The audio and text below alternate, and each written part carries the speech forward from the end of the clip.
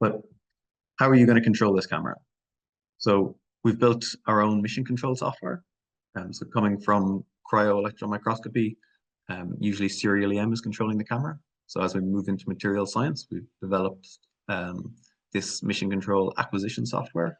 It's really for acquisition. It's not like a post-acquisition analysis software, but it does really, really nice acquisition and saving the frames very well. So it's not going to crash on you.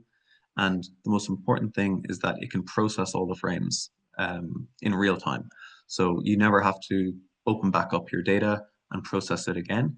All the processing is done in real time um, as the frames come off the camera. And that's quite a challenge because as we go so fast, we have very big data rates, greater than 5 GB per second.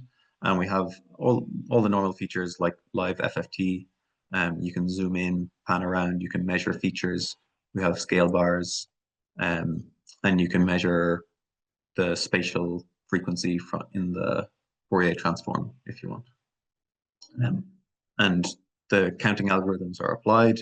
You can see here we can choose HDR counting. And then further to that, we have an API and a software development kit. And then this lets us interact with other third-party camera hardware and software manufacturers. So we work with CEOS, Protochips, we work with Serial EM, and I believe we're working with DENS as well, if you have those in situ holders. So all of that data can be loaded in. And the formats that we save in are all open source. So we really believe in collaboration between TEM vendors.